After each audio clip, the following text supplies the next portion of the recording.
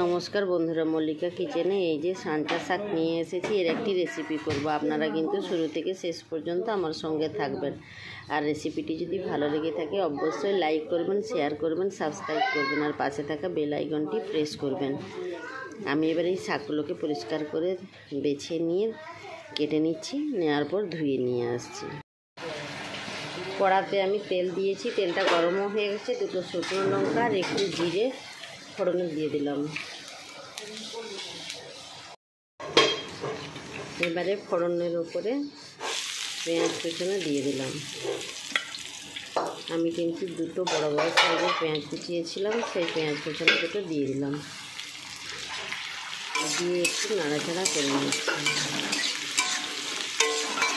পেঁয়াজগুলো কিন্তু ভাজা হবে না, এরই সঙ্গে বেগুন আর ছোটো করে আলু কেটে রেখেছিলাম সেটাও দিয়ে দিচ্ছি।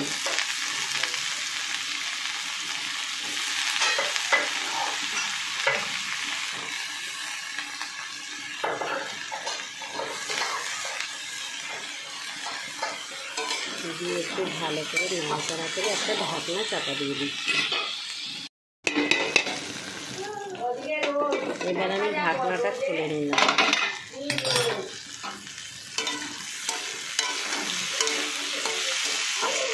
ভালো করে নাড়াচাড়া হয়ে গেছে।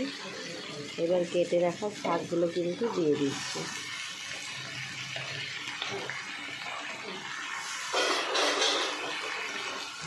দিয়ে ভালো করে একটু মিশিয়ে নিচ্ছি।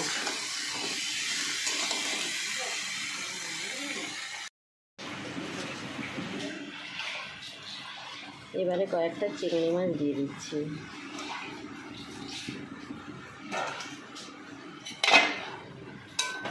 দিয়ে একসঙ্গে কিন্তু মিশিয়ে নিচ্ছি।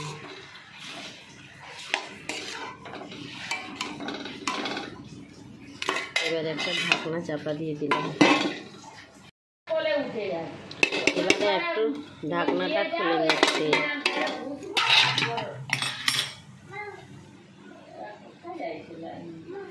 এবারে আন্দাজ মতো হলুদের গুঁড়োটা দিয়ে দিলাম আর দিয়ে দিচ্ছি লবণ। আমি কিন্তু আর কোনো মশলা দিচ্ছি না। এবারে ভালো করে একটু নাড়াচাড়া করে নিচ্ছি।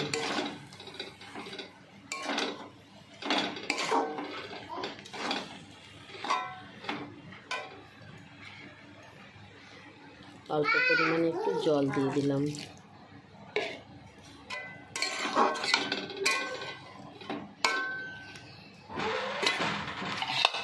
এবার একটা ঢাকনা চাপা দিয়ে দিচ্ছি। এবারে ঢাকনাটা কিন্তু খুলে নিচ্ছি। রান্নাটা কিন্তু কমপ্লিট হয়ে গেছে। এবার ওপর থেকে একটু কাঁচা সরষের তেল ছড়িয়ে দিচ্ছি। ব্যাস, আর না। এবার কিন্তু আমি একটি পাত্রে নামিয়ে নিচ্ছি। আমি কিন্তু একটি পাত্রে নামিয়ে নিয়েছি।